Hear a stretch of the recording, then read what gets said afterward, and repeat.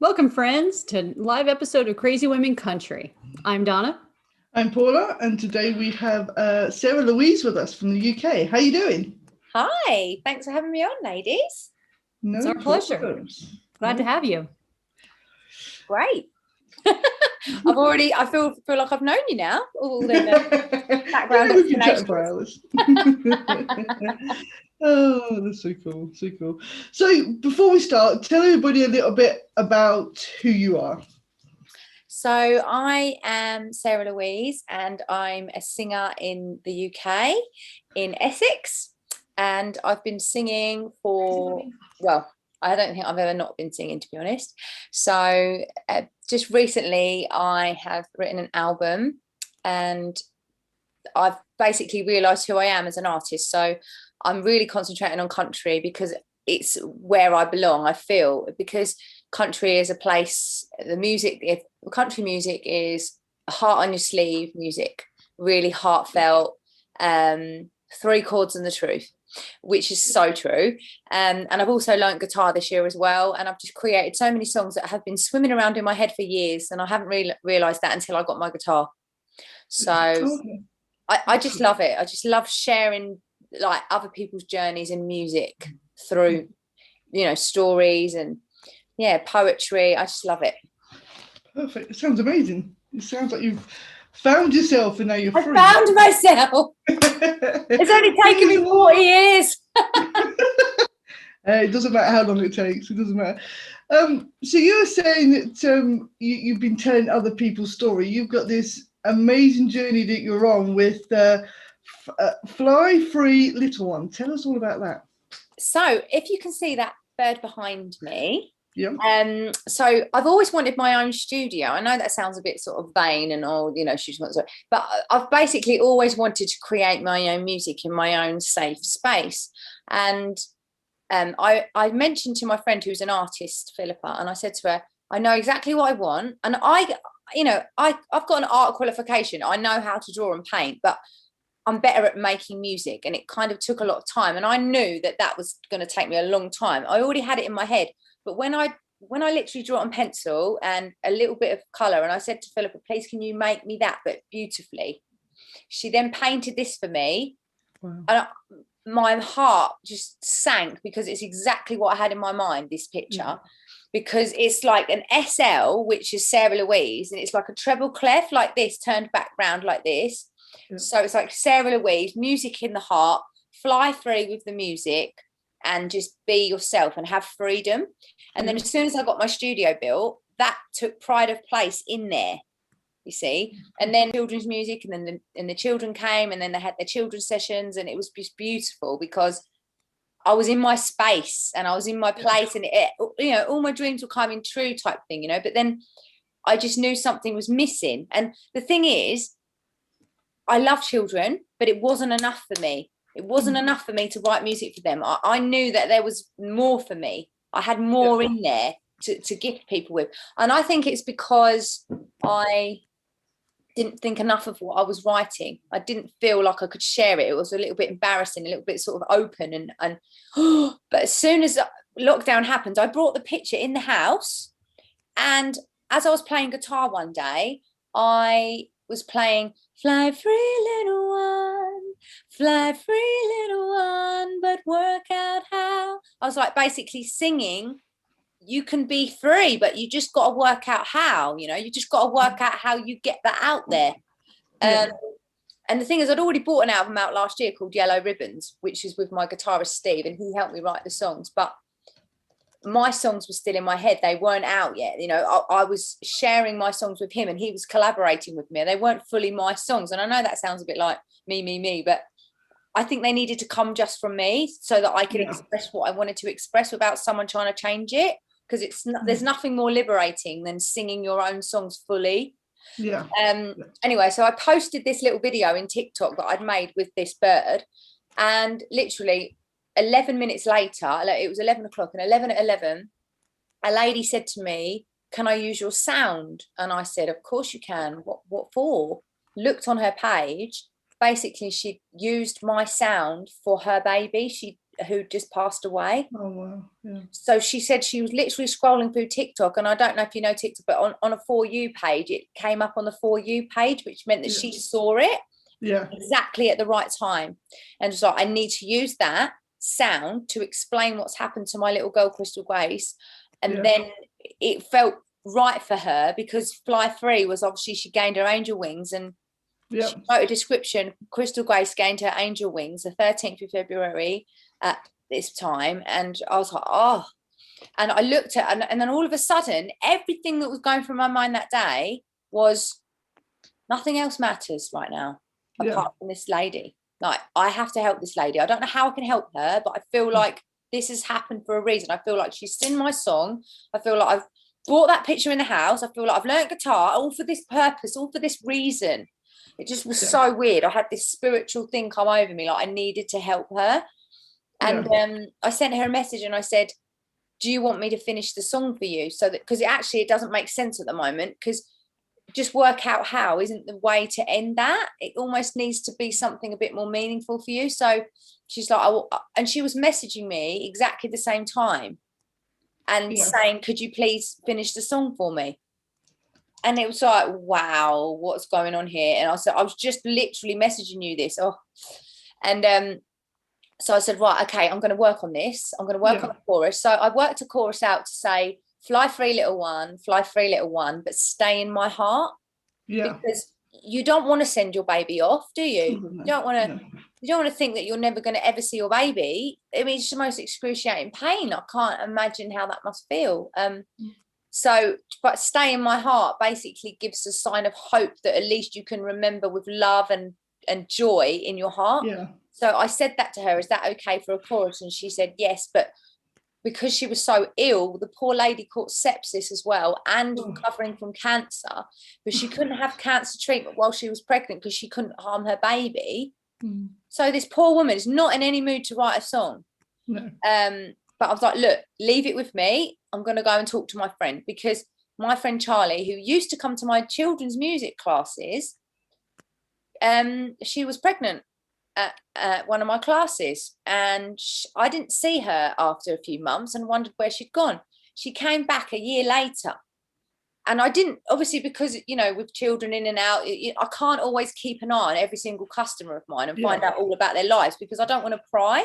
But she stayed with me once after the session and told me what had happened, and just told me everything that happened to her poor little baby. And she had to basically end her baby's life before he was even born. And she didn't have a choice.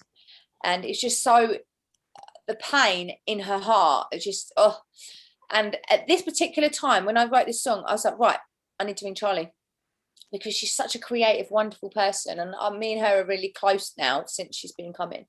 And I said, will you help me with this song?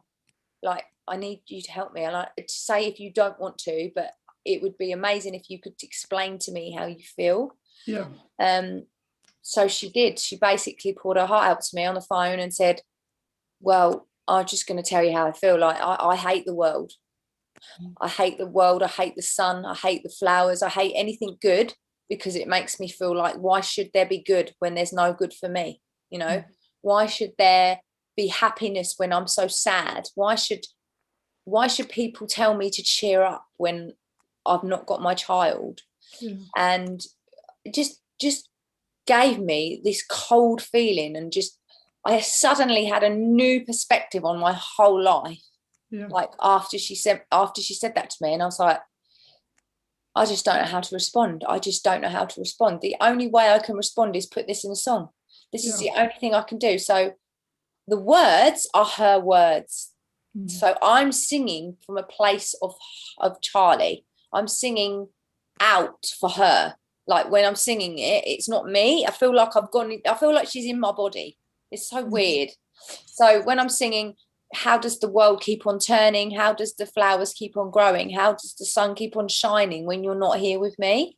And that is basically what she was telling me. So then once I'd grasped this, I sent that to her with guitar, and she went, yep, that's perfect. You know, that is really, you know, and she was thanking me, bless her heart, to say, thank you so much for bringing this out, bringing this really important part of my life to the surface so that we can deal with this.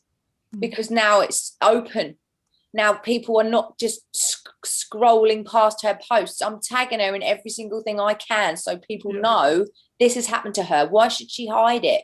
Why? You know, why should there be a trigger warning? Because it's her baby. You know, people say, well, we need a trigger warning with this post because I'm pregnant, and it's really worried me. It's given me anxiety because of my pregnancy. I'm like, I'm sorry, but there's no trigger warnings for her seeing a pregnancy scan. You know, why should there be? It's not fair. So I'm a little bit on my soapbox about it now. I'm like team baby loss, you know. I'm like, come on, they should talk about it. And then I sent the song, a little part of what I'd already recorded, and the lyrics to my other friend Kerry, who also came to Mini Vibes.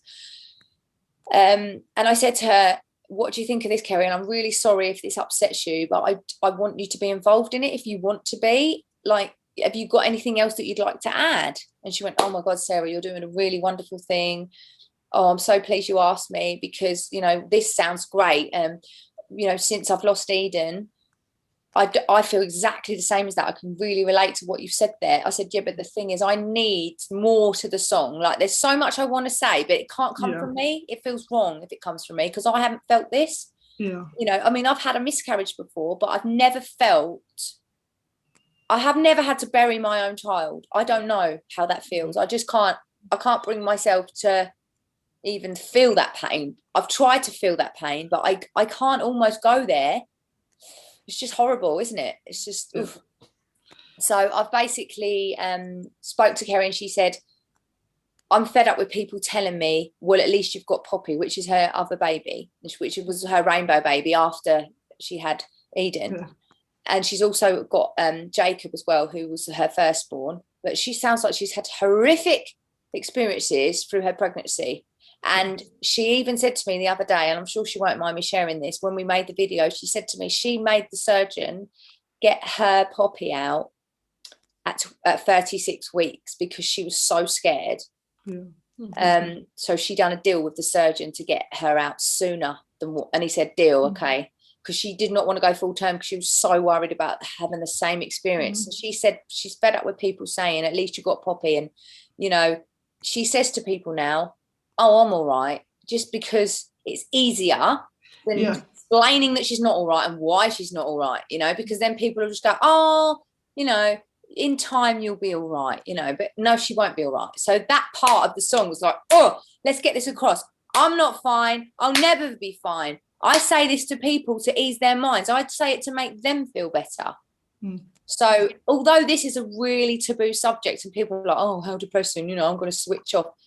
This is why I'm doing it. I don't want people to switch off, and I want people to know that people are in pain. It might be depressing, but I'm a happy, really positive person. So I'm trying to find good in this, and the only good I can find in it is to share it and to bring love to the subject rather than, oh, don't tell me about that, you know? So I then looked into how I can raise money for the charity, which supports bereaved parents, because I'm not a psychologist. I can't help them. I can't give them socially, like, I can't do that. All I can do is write music. I can't do that. So I've heard so many lovely stories about how parents have come together as friends from the bereavement support groups. And I've heard how the rainbow babies are all friends. I've heard some beautiful stories about how people have met their future partners because they've bereaved that partner. You know, it's like, oh, there's so many things that are good have happened from it.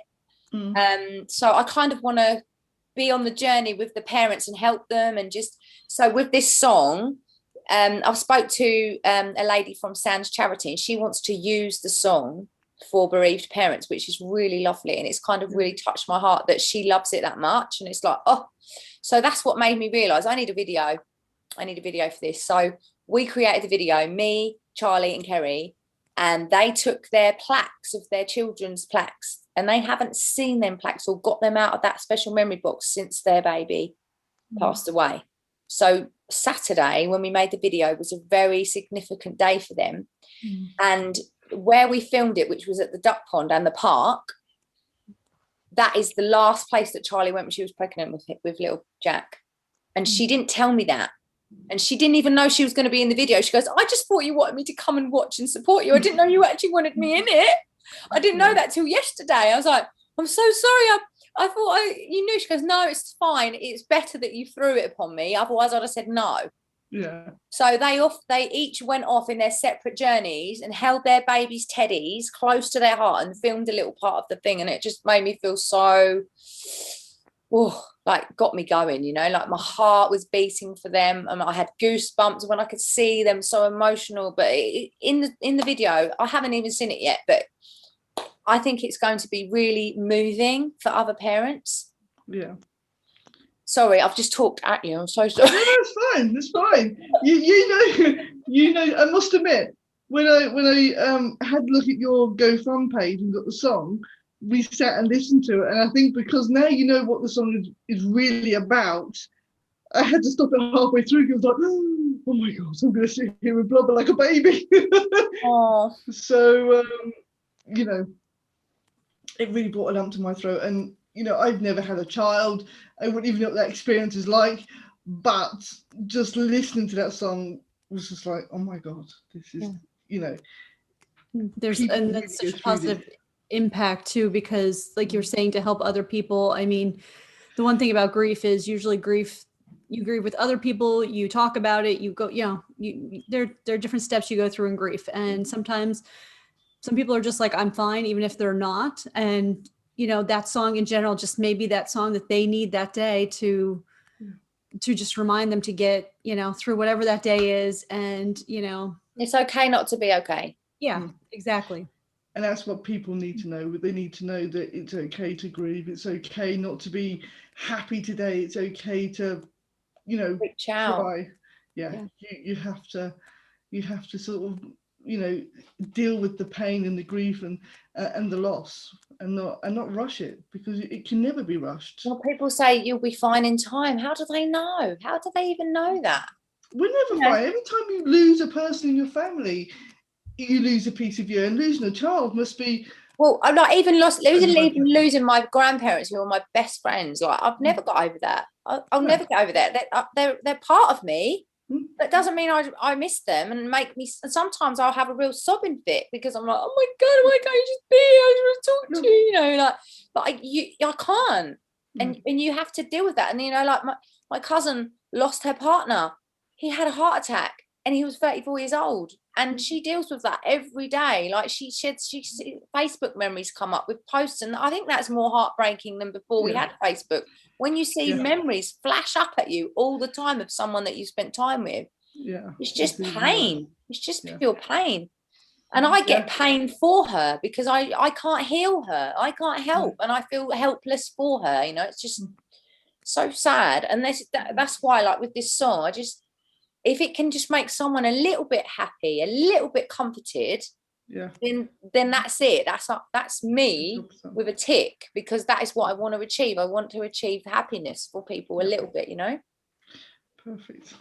So what's this crazy thing you're going to do to raise money for the charity? So I logged on to how I can raise more money for this charity, and it said Leap of Love. I was like, oh, Leap of Love, what's that? Logged in. Oh, do a charity skydive for Sands. I'm like, oh, okay. Let's look into it a little bit more. No one's watching me, so I don't have to commit yet, right? Okay, so I'm looking up and I'm going, and do you know what it said? It said, like you can dive to save to remember a life. It was hooking me in every quote. I was like, right, that's it, I'm gonna do it. Because I had a boyfriend of mine once buy me a skydive for my birthday, and I went absolutely crazy at him. I went, what do you think you're doing? I can't do this and go and skydive. I've got my daughter to think about. What if anything happens to me? You're so selfish. Right? I was really having a go at him. He's like, because you said you wanted to do it. I was like, I do, but I don't want to do it now. That's funny. I remember that conversation. I was like, the time is now. The time is now. This is a good time. I'm doing it for someone else, not myself. So this is now the time. So yeah, I just did it, and I logged in. It said I had to raise £450, and instantly I'm like, not a problem, because I've already raised loads of money for cancer research. I've raised money for the NHS, and people are so kind to me. Like if I do a live, I can raise, like, for my friend who had cancer. Well, she's still got really seriously ill, and like it breaks my heart that I can't help her anymore, you know. But in one night we raised £3,000 for her treatment, just from singing requests. People were giving me like £100 to sing a certain song because they knew it was really important to me for my friend. So I knew I could rely on the people that support me to support others. Yeah. And I shouldn't expect them to, but I know from the experiences that I've had before with fundraising, anything can be done through music, because music brings joy. So, you know, we've had a rubbish year, haven't we? So I thought, right, I'll just do a music event online. It'll be cool. So I've been doing TikTok lives, and with my charity fundraising link, I've been interviewing other parents that have lost their children with the fundraising link above. Well, they've been telling their stories to me like we are talking now. And then I've been singing their songs that they want me to sing. And then people have been giving me money. And I also did a birthday fundraiser as well, because I've had 2 lockdown birthdays now, quite a significant one. And then I was like, right, I'll just do a birthday fundraiser. And people, I don't want anything, I don't need anything, I just need to raise this money for this skydive. So yeah, so now I've got £661. Perfect. Wonderful. So I'm well chuffed. I'm really grateful to everyone that keeps putting their hand in their pocket for me. I keep doing so many things. They're like, what's she doing now? Because in November I did 2,000 burpees for bone cancer. I was like, okay, come on everyone, put your hands in your pockets. They're like, again? What are you doing now? But yeah, it's fun. It's fundraising. That's what I call it. Yeah. So yeah, I am doing it on the 1st of May on my nanny's birthday. So it had to happen. Perfect. It's going to be Wonderful. Good. You're going to love it. Have you done it before? I did a charity skydive quite a few years back now. Yeah. Yeah. Amazing. What was it like? Fantastic. Well, actually, I was petrified in the plane. Yeah. And then we got to the end, and then he jumped, and that was it. It was just like, wow, this is amazing. So, what was the best bit for you? Actually falling. What? So, because my friend John said to me the best bit for him was actually getting out of the plane. I don't remember that bit because I was so scared. and he said you need to take a laxative. But when you're actually just sort of floating down, that was just amazing because you could just see everything, and it was just like. Did it go really quick? Yeah, you do fall pretty quick. You don't feel like it, I must admit. But yeah, it's when they bring the parachute out and the pressure, because obviously you're just going down, and also it's like putting the brakes on. And then you go whoosh back up again. Yeah. Oh my god! And then you just sort of float down, and it's just amazing. And of course, obviously mine was a tandem, so you just sort of look around, and it's like, wow. So yeah, I remember you telling me now. Actually, you did it for special. The most amazing experience ever. So yeah, you will love it once you get over that fear of being up there. What's going to happen? But once I got past that, I loved it. Absolutely loved it. So yeah. Well, the thing is, if I was doing it just for myself, I probably wouldn't do it. But because I'm doing it for somebody else, I've put a lot more pressure on, and then I've got to do it now, you know. So that was my theory. I wanted to do it, but I was like, I don't know if I can actually do it for myself. But having the charity and the money, I was like, yeah, I've got to do that now. So I have to turn up. I have to jump. But it's a life memory, which I think is an achievement, isn't it? And like life's for living, you know. Yeah, totally. Look how short it is. So are you going to have like a TikTok before you do the jump and after you do the jump? I don't know what I'm going to do, because the thing is, I've set a new group up where all of the members, because I've just brought out a new album where Fly Free Little One is on it. So everybody that's bought the album, I've given them a playing card. And with the first 52 people that get these playing cards, right, they then get entered into a group. So it's called the 52 Club. And then all the 52 members get to see my whole life, basically. Wow, that's quite cool. They don't get to see me cleaning my teeth at night or taking my makeup off. but I'm gonna do like 6 lives in there a week from the 1st of May. So from the day I do my skydive, and I know that people want to see that. So I'm literally gonna have to have my phone on the whole time. Someone else is gonna have to manage it, because I'm not gonna be able to take my phone up with me, am I? I don't know. Well, ask the instructor. You might be able to Do a selfie coming down. You don't know, because some of them have got special equipment. You might be able to get something, or you might be able to get a video afterwards that you might be able to. Oh wow, that is so funny. Oh wow. Ask them. You never know. People will not expect any less from me. I'm always got my phone with me all the time. My daughter's like, with technology these days, our whole life.